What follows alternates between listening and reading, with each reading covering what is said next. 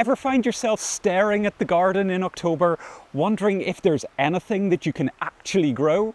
Well, you're not alone. This is the month where so many people worry that they've just missed their chance and they stare out looking at this stormy weather. But here's the good news. October is full of planting opportunities if you know where to look. I've got your back on this with some special, really perfect choices for planting right now. So whether you're looking for beautiful spring flowers or tasty early crops, keep watching.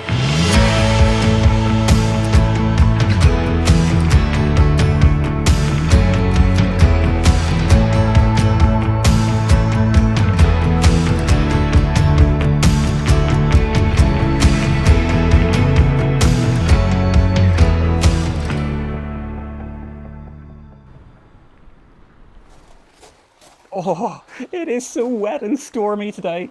Hey everyone, how's it going? And welcome back. For my first recommendation, don't just grow any old tulips. Grow ones that will actually come back for you year after year. When most people think of tulips, I think they picture those big, bold hybrids that come in every colour of the rainbow and every shape. Yes, gorgeous. But in my experience, really only for one season, and they often end up being really disappointing the next. They just don't really come back with the same show year after year. Have you found the same? If you have, or if you haven't, leave a comment and let's share our experiences, because I have a feeling that you will have found the same as me and that you've been equally disappointed. But botanical tulips are different, and that's why I've come to love them so much. These are species tulips, much closer to the wild originals, and they are really tough, resilient, and most importantly, reliably perennial. Two choices I'm giving you for this October are Tete-a-Tete and Shogun.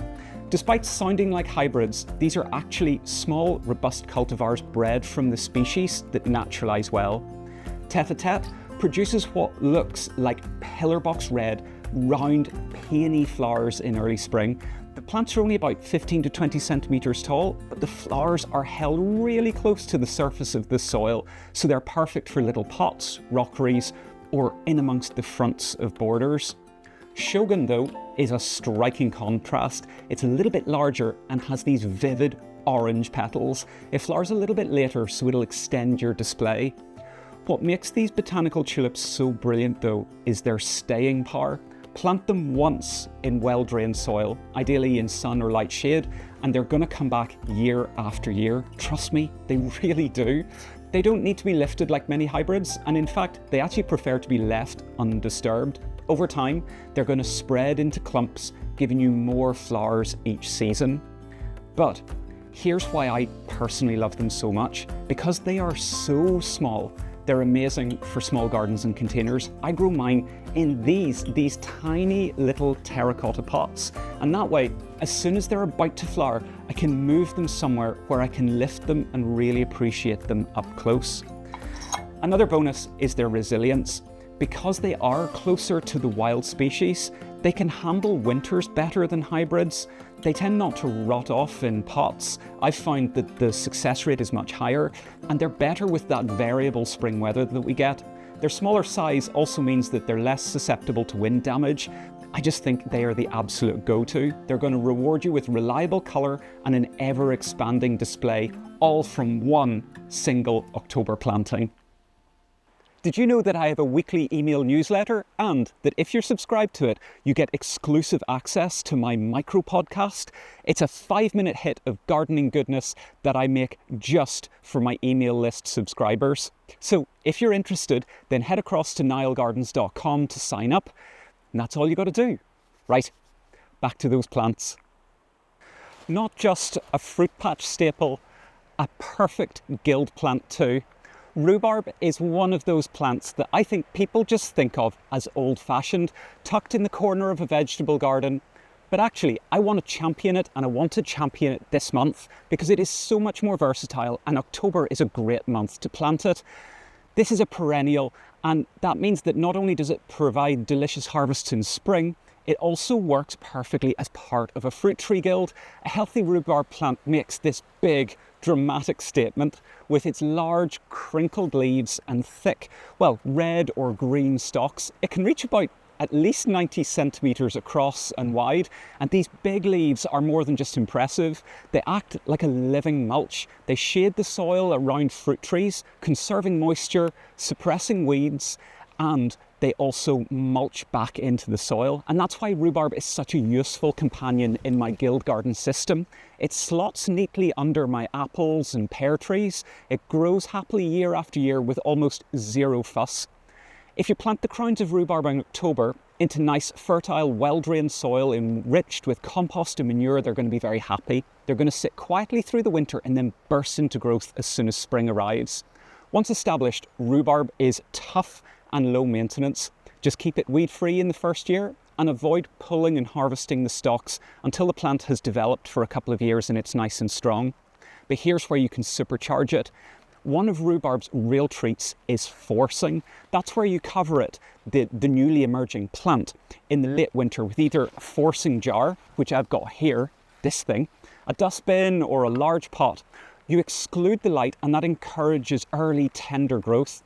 The result is almost fluorescent pink stalks that are slimmer and way more tender to eat, with a much, much sweeter flavour and ready weeks ahead of the main crop. It's a fantastic way to get an early harvest and a real seasonal delicacy. So don't just relegate rhubarb to the veg patch. Use it in your gardens, use it in your guilds, enjoy its architectural presence, and most importantly, look forward to those sweet spring harvests. Planting these in October, you're going to reap the rewards for decades. While we're talking about bulbs, I've teamed up again with J. Parker's to bring you something special. A great discount code for both their .com and their .co.uk websites. I've heard from so many of you, my subscribers, telling me about quite how much you've saved on your orders when you've used my J. Parker's discount code. And that's why I want to keep it going. It couldn't come at a better time because right now is prime bulb planting season. And if you want a garden that bursts into colour this winter and into next spring, bulbs are the way to do it. What I really love about spring bulbs is how perfect they are for beginner gardeners. They're reliable, they're easy to plant, and they don't take up much space. You can either tuck them away under trees like here or into borders, or plant them into pots if you've only got a small garden or a patio. Either way, you're going to get brilliant shows of colour to lift up those dull days of winter and into the spring. They even stock indoor flowering bulbs like these hyacinths for scented indoor blooms in the middle of winter. This year, I'm planning on growing loads of different reticulata irises. They're just some of my favourites, and J. Parker's have a fantastic broad selection of them. But not just irises, they've got a selection of pretty much all of the most popular winter, spring and even summer flowering bulbs, and some of the more rare ones too. I always do get that little bit carried away. And you know what? Why not? And here's the good bit. As part of my collaboration with J. Parker's, I've got an exclusive discount code for you so that you can either save money or do what I do and get carried away as well. Use my discount code Niall15 at checkout for 15% off your order, and remember that works across both of their websites, jparkers.com and jparkers.co.uk. So if you're stocking up on bulbs, or you're thinking about stocking up on bulbs, now is the time to do it. Looks like a snowdrop, but with a really clever twist. That is my next plant to grow in October. Snowdrops just steal the spotlight every late winter, but if you want something similar with a bit more oomph, try Leucojum, often called a snowflake rather than a snowdrop. October is a great time to plant these bulbs, and they just make a really fascinating, underused alternative.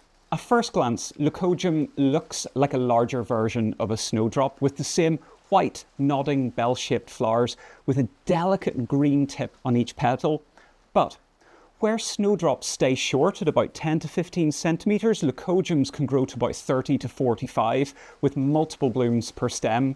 They make just more of an impact standing taller in borders, whether they're naturalised maybe in grass or lighting up damp areas of the garden.